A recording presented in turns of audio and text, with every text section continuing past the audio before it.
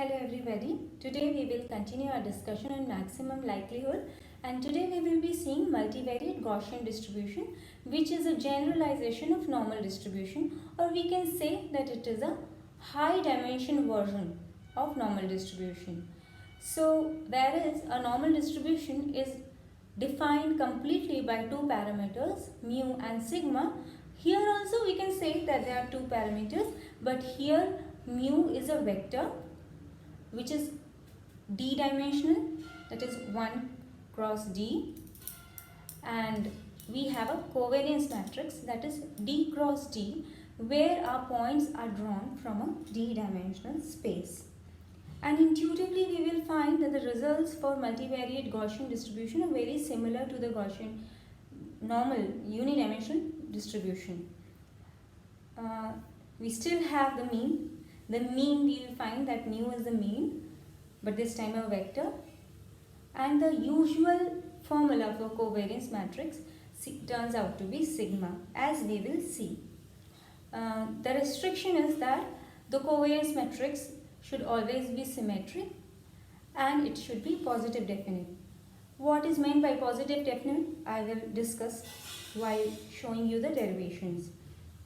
But before we go on to that, one thing worth mentioning is that we are using log function to maximize the likelihood. We are, instead of maximizing likelihood, we are maximizing log likelihood, because it makes our problem easy by converting the product term into a sum term. But it is also important to note that this is possible only because log is a monotonously increasing function, which means that the maxima of the log will also correspond to the maxima of actual likelihood. So let us go to the derivation part with this, and if you are interested you can skip the derivation and just see the results, but I am working on this because we will be walking through this, because I think that many of us are not using matrix calculus so regularly, so it becomes a bit difficult to understand it in the first place, and it is better to go through the details. So we start with the function for normal distribution or Gaussian distribution, which is given here. This is mu, the mean, and this is a covariance matrix which is usually denoted by sigma, but I have used A to avoid a confusion between the summation sign and sigma. So this is inverse of covariance matrix.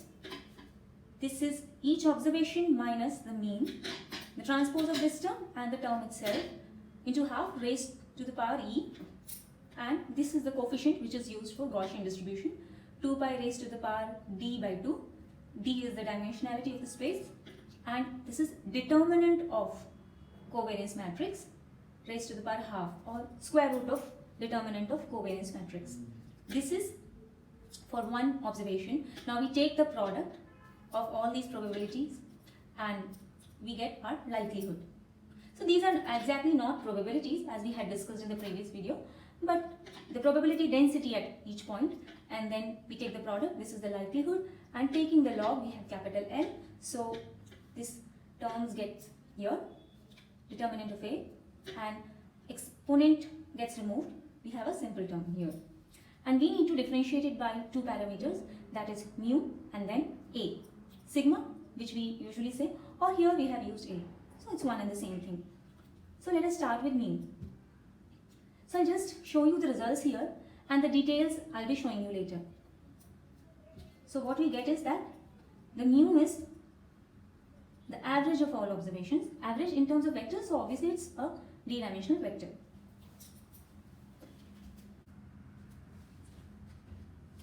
Just like differential against mu, we see that even differentiating against A, we get a very intuitive result, and that is the covariance matrix, the usual covariance matrix, xi minus mu multiplied by x minus mu transpose, summation over all observations, and divided by n.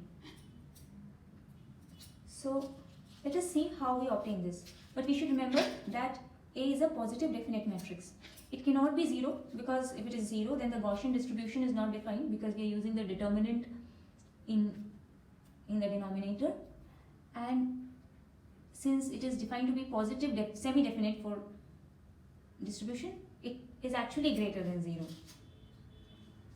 The determinant of A is actually greater than 0.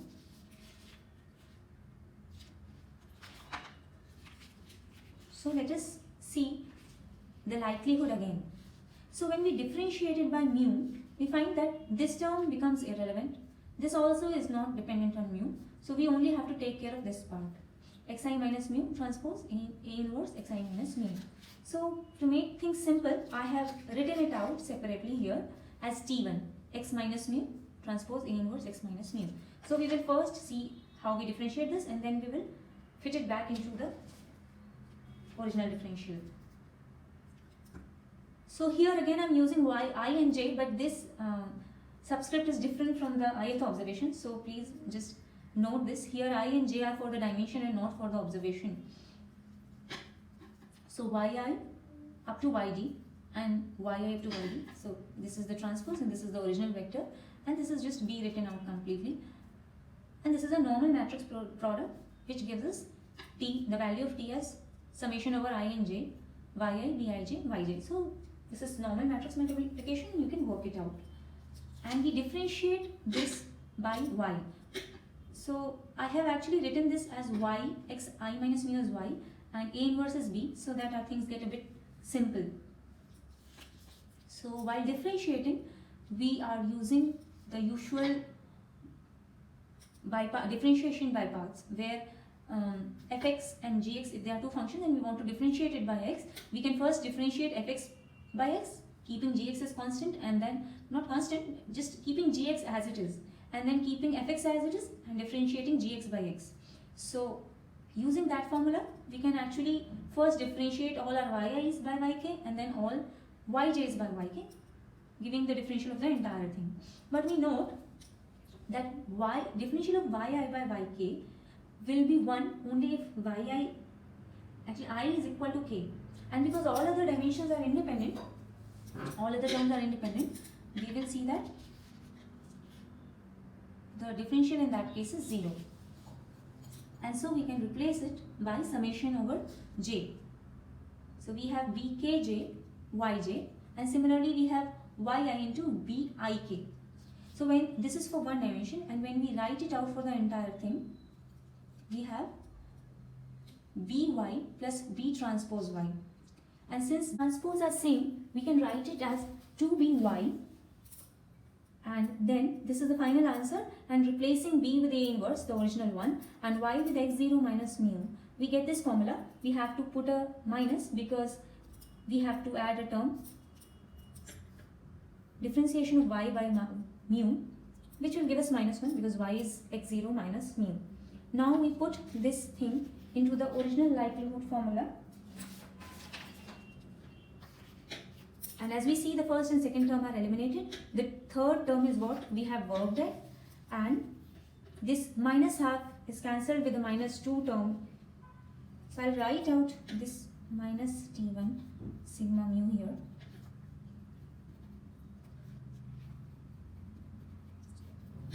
So this -2 and -12 get cancelled out, and we have A inverse xi minus mu. Here we have used the index A rather than 0 because we were using it for dimension. Here it is the observation, not the dimension. That was only for that particular slide. So we have A inverse multiplied by xi minus mu, and the summation over all observations is 0. But we know that A is a positive semi-definite matrix and its rank is complete. It is a d-dimensional matrix. So its rows are independent, and this implies that this term can be 0 only if this summation xi minus mu is 0. Otherwise it would imply that the rows of A depend on each other. They are not independent. And it is only because of assumed independence between the dimensions that we could eliminate here the terms. When we were differentiating yi by yk, we are assuming that there is not a complete correlation between different dimensions, because in that case the covariance matrix will automatically have a determinant 0. So that is one assumption we are following. And so here we see that summation of xi minus mu is 0, and so mu is the average of all the observation vectors, and so it is also a d-dimensional vector as expected. So we will now look at differential of likelihood function against the covariance matrix A. So here we can see this is the log likelihood function written again, that the first term is independent of A. We have two terms, one includes log of determinant of A and another one is a product of xi minus mu A inverse, and again the transpose of this one and again this vector.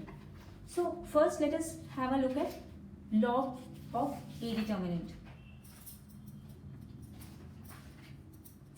So according to the Laplace's formula, A determinant is given by the product of we take any particular row and all the elements, for all the elements in that row we find the cofactor matrix and the determinant of the cofactor matrix and multiply it by the particular element and also by minus 1 raised to the power I plus j, where I and j are the indices of that particular element, and then we take the summation over all the elements in this row.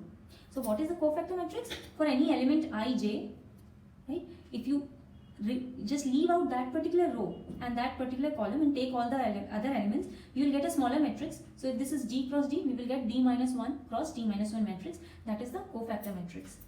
So this is a well-known formula, and so we have this determinant of a smaller cofactor matrix multiplied by minus 1 I plus j when we differentiate against any particular element. And then since we have taken log, we'll just put this determinant in the denominator and then differential of determinant A by Aij, which we found here, we put it in the numerator. This is determinant of this one. But you might recall that this is how we also find the adjunct of a matrix. So this is actually transpose of adjunct of a matrix. But here it says the matrix is symmetric, the adjunct and its transpose are the same. So this is adjunct of A divided by determinant of A, which is nothing but A inverse.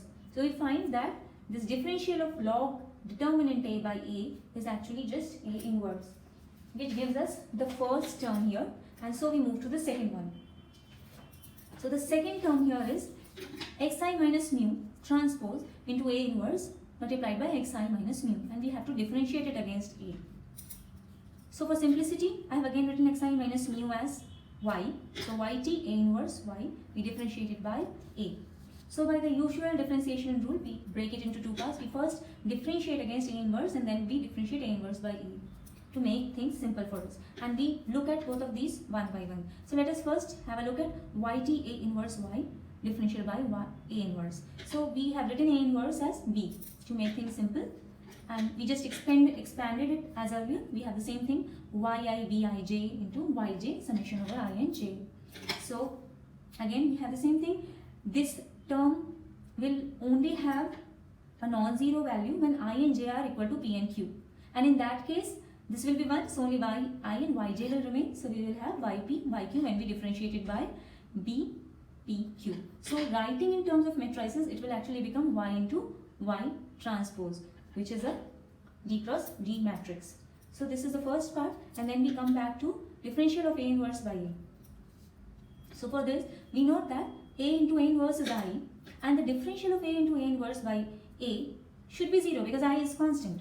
So again, differentiating by parts, here differential of A by A is nothing but 1, so or identity matrix rather, and A inverse plus A into differential of A inverse by A. So we solve this equation and we find that the differential of A inverse by A is square of A inverse multiplied by minus 1, and we substitute this here, both of these here, and we obtain this term, the differential of T2, which was expanded here as minus y into y transpose multiplied by square of A inverse, and we put both of these in the original formula of differential of log likelihood by A, and this is the first term we obtained earlier for the log, and this is the second one we have obtained here. And solving this equation, we find that A is, so we multiply the entire thing by A square, and we find that A is nothing but, we multiplied by A square and also by 2, and then we have A equal to 1 by n multiplied by summation of xi minus mu into xi minus mu transpose. So this is how we obtain both the parameters, the covariance matrix as well as the mean in case of multivariate Gaussian distribution.